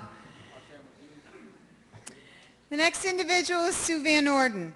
Sue has been the president of the New Jersey State First Aid Council for the last 3 years and has worked cooperatively with the department, opening new lines of communication. She faced the most difficult challenge of working with the EMS Council to develop the implementation plan for the legislation you heard about today, spending a very long summer with many of us in a Monarch conference room in Wall Township instead of where we should have all been at the beach. We thank her and wish her much health and happiness and lots of ski trips in her retirement. Sue?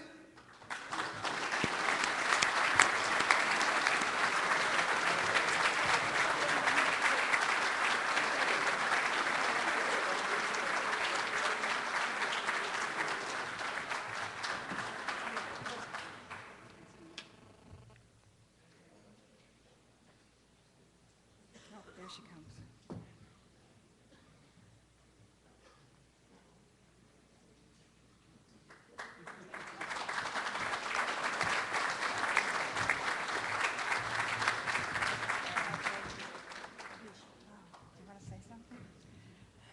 Karen said you want to say something. I'm never short on words. I just want to say I really appreciate these.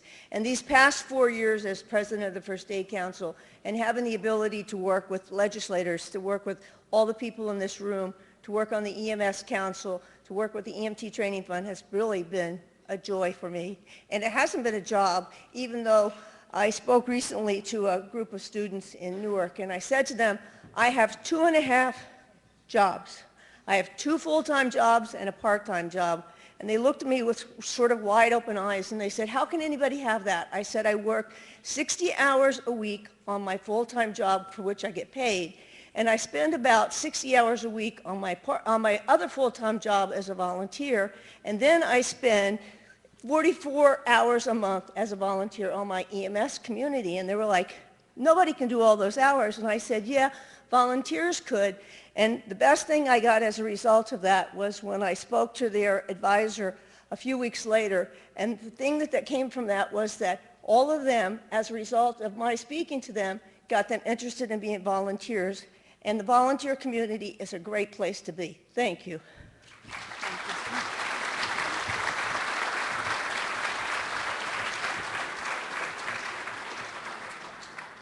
The last individual I'd like to recognize is Julie Auerberger.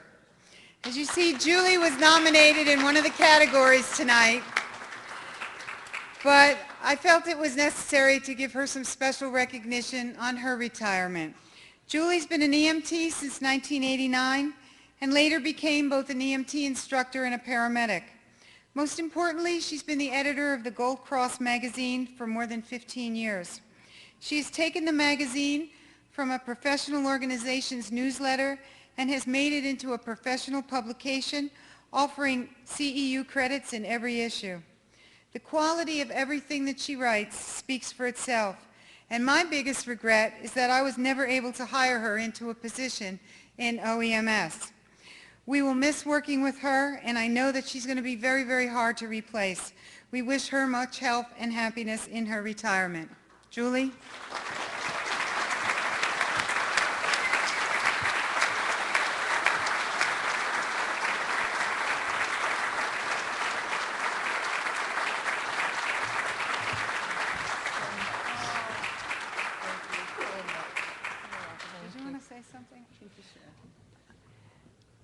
It's been a wonderful 20 years with the magazine, and I've done what I've wanted to do, which is write and write clinically.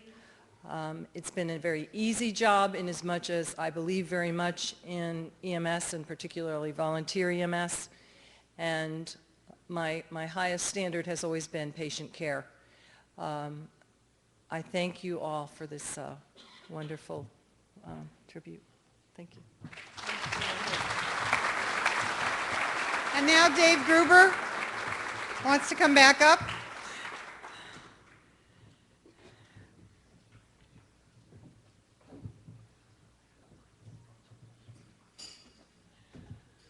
Okay, it's 5 of 10, so the last thing we have to do is thank the person that is most responsible for this great evening, and that's Karen Halupke. So if you would, for everything she does,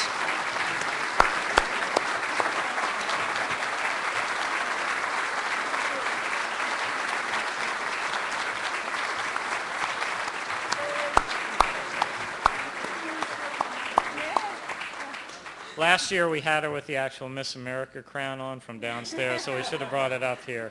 But again, Karen, thank you very much, and why don't you close out the conference for Oh, us? I have to do 2 more awards.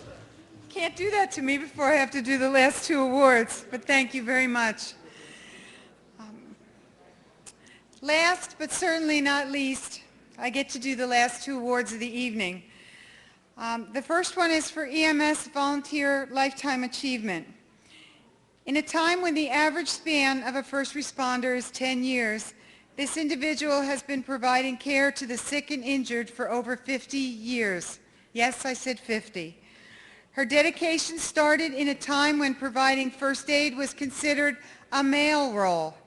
When the need for female responders was realized, this individual was the first woman on her squad who opened the door for generations of women to come. She has tended to thousands of sick and injured patients over the years and also has served as the squad's treasurer, chaplain, and co-chairman of the trustees for the squad. She is credited with numerous CPR saves and has received numerous awards, including a commendation from President Gerald Ford. At 82 years of age, she is dedicated to her squad and has never been stronger. She will continue to be a mentor to future generations. It is with great respect and pride that we introduce Sea Isle Volunteer Ambulance Corps' Dorothy Feen as our EMS Volunteer Lifetime Achievement Award winner.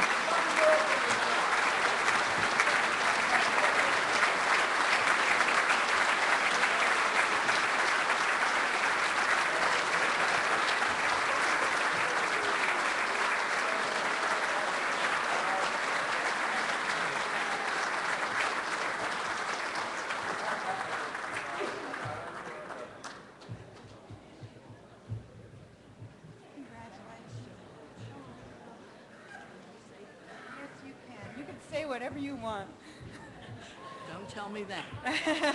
I would like to thank you all for this award, and especially our Assistant Chief, Phyllis Lynn, who nominated me, and my sister Eileen, who was always with me there every step of the way, and to the members of our Corps who made my goal possible. Thank you, all of you, and don't ever give up.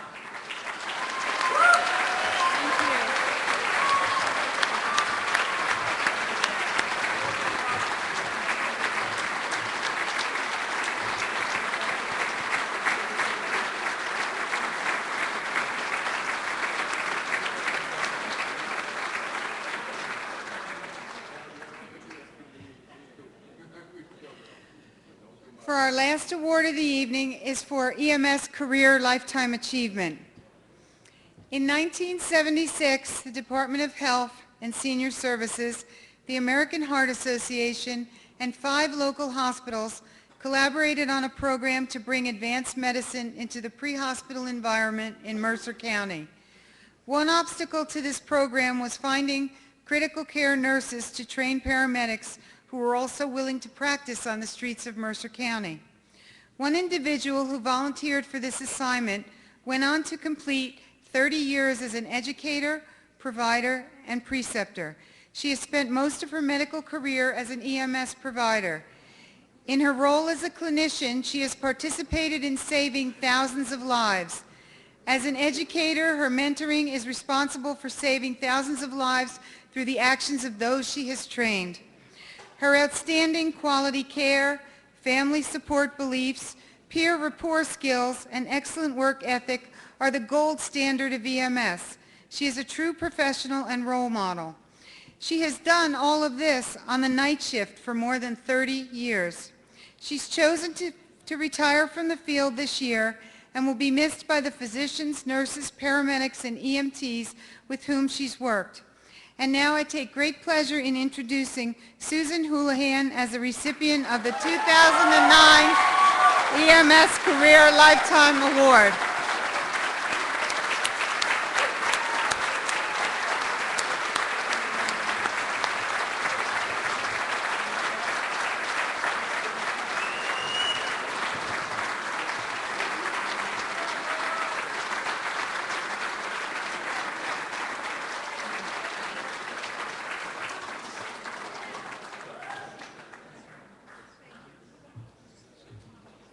This way. was my pleasure.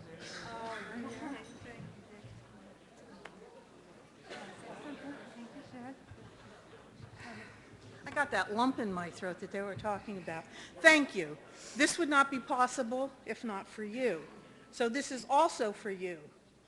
And thank you very much. It's been a privilege and a pleasure working with all of you through the years. Keep up the good work and keep up the excellent patient care. Thank you.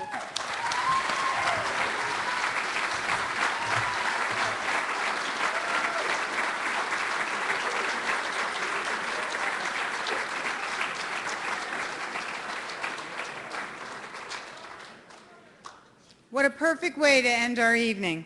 This does conclude our program for tonight. I want to congratulate again all the nominees and those who received special recognition tonight.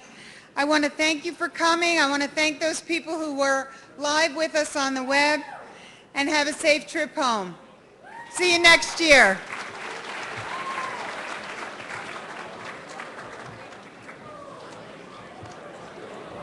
Thank you. You have an announcement? For those of you who would like a copy of the list of the winners, it is being passed out and will also be at the doors on your way out. Have a safe trip home.